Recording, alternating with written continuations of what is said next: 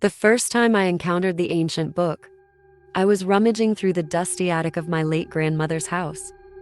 The book was bound in cracked black leather and emanated a faint, eerie glow under the dim light of the single bulb hanging from the ceiling. Its cover bore no title, only a strange symbol resembling an eye surrounded by coiled serpents. Curiosity got the better of me. I opened it, and the pages seemed to whisper as they turned.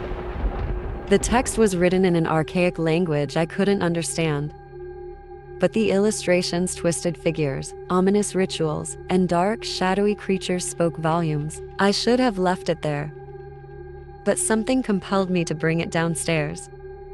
That night, I dreamed of endless corridors lined with mirrors reflecting scenes of horrific acts. In the center of each scene stood a figure cloaked in darkness, its eyes glowing like molten gold. I awoke drenched in sweat, the whispers from the book still echoing in my ears.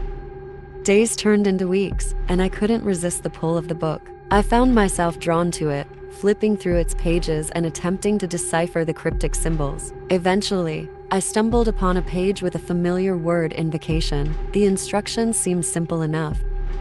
Light a black candle, recite the words, and visualize the entity you wish to summon. I convinced myself it was harmless, just an old, forgotten ritual from a bygone era. I followed the steps meticulously, feeling a strange mix of excitement and dread as I whispered the incantation. The candle's flame flickered violently, and the air grew heavy with the scent of sulfur. At first, nothing happened. I sighed in relief, chuckling at my foolishness. But then, the shadows in the room began to shift, coalescing into a towering figure. It had no discernible features, just a mass of darkness with those piercing golden eyes. It whispered in a language I could barely comprehend, but the meaning was clear. It wanted something in return for the power it offered. Terrified, I tried to banish it, but the words wouldn't come. The entity laughed, a hollow, bone-chilling sound that echoed through my very soul. It faded into the shadows, leaving behind a sense of foreboding that clung to me like a second skin. In the days that followed, strange occurrences plagued my life. I would catch glimpses of the shadowy figure in reflective surfaces, its golden eyes watching my every move. My dreams became more vivid and horrifying, filled with visions of unspeakable acts and ancient rituals. I sought help from scholars, priests, anyone who might understand the dark forces I had unwittingly unleashed. But no one could offer a solution.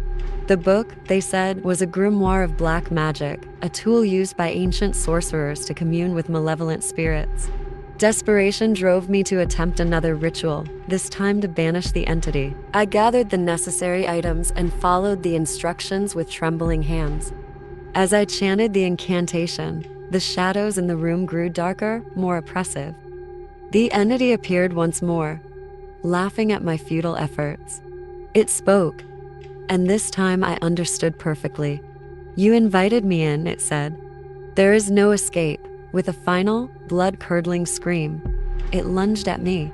I blacked out, waking up hours later to find the book gone, the candle extinguished, and the room plunged into darkness.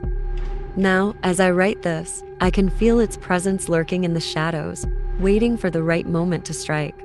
The whispers have returned, louder and more insistent. I know my time is running out. If you ever come across a book bound in black leather, with an eye surrounded by serpents on its cover, leave it be. Burn it if you can, for once you open the door to the darkness, it will never let you go.